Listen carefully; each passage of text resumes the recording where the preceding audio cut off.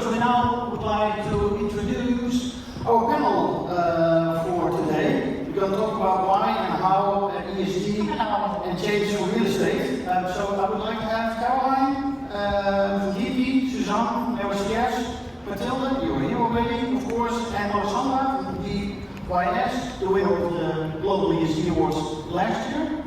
Yeah, please take a seat.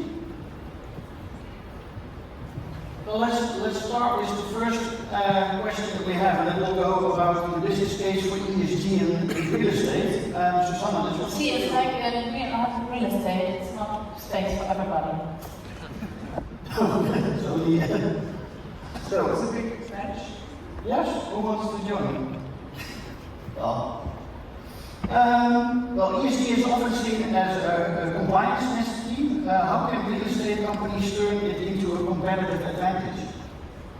What do we all know? Yeah? It's not all about compliance, it's all about money. Yeah? You need to be compliant to get the money from the banks, to get the interest of investors, to get the demand from tenants. And I think we have to create products which impress them all and which helps to save the planet. So it's not about compliance, it's about the future and future-proof buildings. And how does ESG contribute to financial performance and to long-term asset value in real estate, Alessandra? Well, I always say that I'm in a lucky position to be managing ESG in real estate.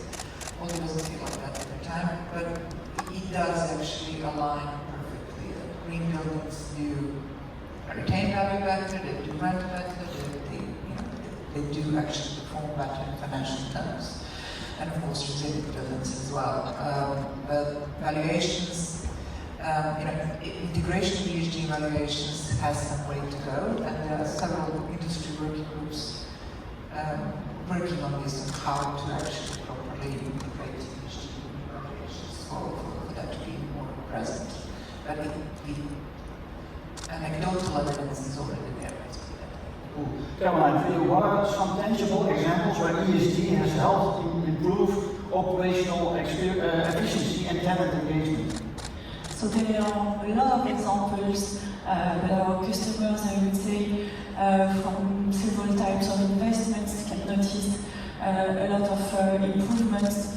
For instance, with double or triple glazing, they can generate 15 to 50% savings. So that's one type of investment. It's quite costly, and the return on investment can be long, but it's efficient. And the second type, for instance, would be, for instance, heat pumps. And the return on investment can come much faster, within 5 years, something like that. And you could generate some savings around 15%, something like that. So, but there are many more examples, of course, of efficient actions that you can take. Okay. So, Mathilde, coming to regulatory and investors' pressure, and as you show us, Quest plays a key role in ESG benchmarking. So, how have you seen real estate companies evolve in their ESG reporting over the last years? Oh, it has evolved a lot. Maybe it might have started as saying to do the right thing, and now I think, as Sasha put it, it's not just about doing the right thing, it's about creating long-term value. It's about being a resilient portfolio, efficient portfolio, so it just really makes sense. And what we see is that the investors' pressure continues with more and more heavy focus on the E, because that's where there is a lot to do and the urgency is there. How are investors influencing ESG adoption in real estate? What trends are emerging? So for me? Yes. Yeah, well, then continuing on my previous thoughts, I think talking about the E, the trend is really to focus on the performance and really measure carbon and act on it. So to give you an example, this year for the first time in the real estate standards, there will be points allocated for highly efficient buildings in terms of energy intensity per square meter or square feet. There will also be questions around embodied carbon. So those are topics and more refined criteria around renewable energies. So these are very strong trends that we're happy to see happening in Greece thanks to the work of the Greece Foundation. Cool. Well, we're going to talk a little bit, Caroline, about innovation and technology and ESG implementation. DP specializes in data-driven ESG solutions. How do you see technology enabling real estate companies to meet sustainability goals? So to meet their goals, the real estate industry must take action, but to take action you need to know what action, how, for which asset, and so data is really the foundation so that you can, with technology, collect automatically data and then generate insight, do reporting, and then define the action that at asset level or at portfolio level will bring the best values, the best return on investment, and the most impact. So all of this is enabled by tech, of course, and all the nominees that we will see also bring a lot of value into this. Yeah. Are there any promising innovations that will redefine ESG in real estate in the next 5 years? So there are a lot of innovations. There's a control command, there's indoor air quality, so a lot of new things, and we will talk about more of them later. All of these powered by AI, I would say. So AI is a very strong trend that we can see, and which is bringing a lot of things now and for the future. So for instance, at DP we've used AI for the last 10 years, but we're also working with universities and real estate players to understand how AI can help in the future. For instance, working on assessing the future value of buildings. Nice. So, Alexandra, coming to you. You were the first ESG award winner for Global ESG last year. So how do you think the strong leadership drives meaningful ESG transformation? Well, assuming I'm a strong leader, it does help, I think, get certain decisions through on trust. So, talking to CEOs, and we have to sort of convince them and educate them from the ground up. They don't have that much time. So, establishing that you are the expert and you are to be trusted, and you have the best interest of the business in mind when you make a recommendation for the business to do this, that reality is, I think, the benefit that you can, once you establish yourself as such, bring to the business. And how to address skepticism and resistance to ESG we see these days initiatives within organizations? Well, that's another element. Of course, you do need a team, but you also need to be able to speak different language to different people in the organization, translate how some regulations or objectives and high-level things actually relate to their role and what it is that they need to do. So, with the ESG team, but also everybody in the company needs to be part of the activity if you're actually to make it successful. So being able to translate and talk to them directly, not about things that don't really relate to them, but really specifically what it is they need to do and how it accumulates, that's, I think, absolutely necessary to have that together. Hopefully this works. Yeah, Suzanne, how do you see it? Because the EU seems that we are doing a step back on CSRD and all the regulations. How do you see that our CSS can implement leadership to take a step forward instead of backwards? I think we should not hear such a lot of stupid things in the media. Yeah? So if you look at the regulation, at least it will stay. It will stay as it is. Maybe not for all of us, but for the big ones. And I think the small ones, which are now stepped out a little bit, they will be asked by the big ones. Yeah? So it's a little bit the hen and the egg in that area. So what I think is we have to make sure that a sustainable building is really good valued. We are setting the standards there, and the new global red book from RICS says you have to explain what this building is doing for ESG.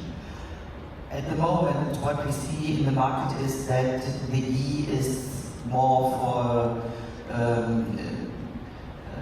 would like to say it's not really valued. If you are doing green, it's just the normal.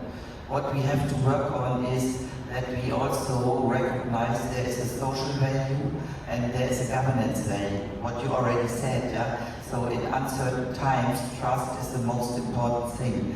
And we have to value also the social impact, and we have to value the governance impact.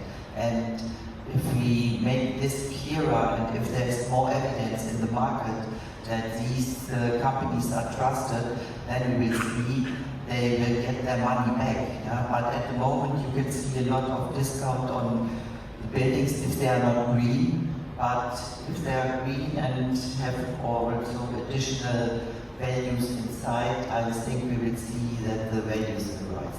Based on your experience, what is needed to make that next step, to also value the S and the G? Yeah, I think the next step is don't look only about the building, look on the surrounding, help to make these urban area more livable, help to make good neighborhoods, help also the government to find the next best solution. I think we as an industry also need to support government, because if they are not acting on all those rules and regulations and on those areas where you only can build residential or commercial, no mixed use, then they stuck in this time as they are today, and we will see a lot of distress and unhappy neighborhoods. So help them also to find the next step and be a good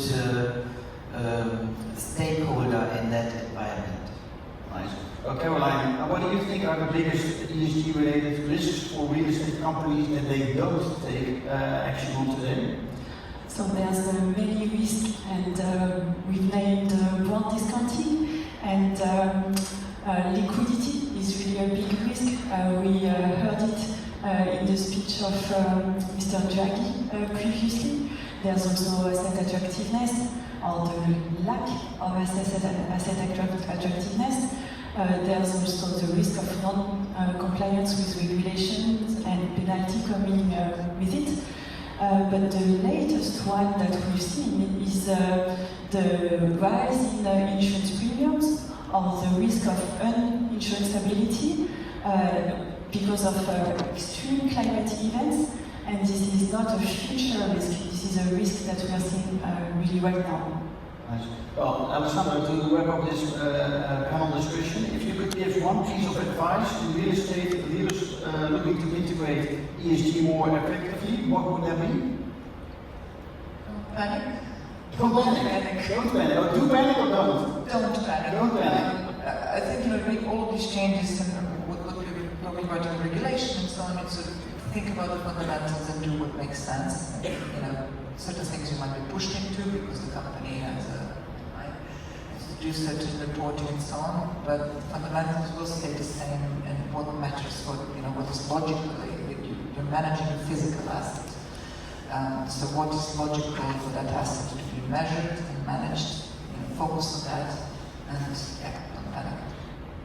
So last question to all of you, just a short sentence. Why do you support and why do you think the global ESG work is important? Could I start?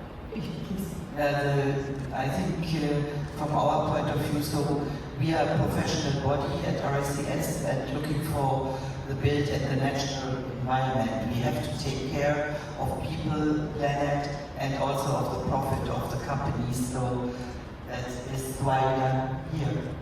Thanks.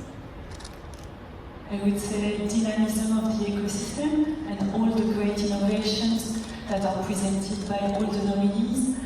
We should all join forces and collaborate for a better future.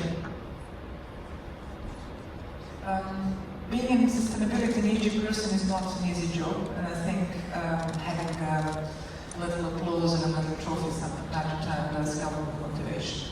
It is. It is, thank you. Yeah. I would say it's important to recognize the leadership and celebrate those who spend a lot of time and effort doing this difficult job, and also to bring together those who want to do good and those who have solutions that can help. And it's exactly what Chris wants to do as a solution provider.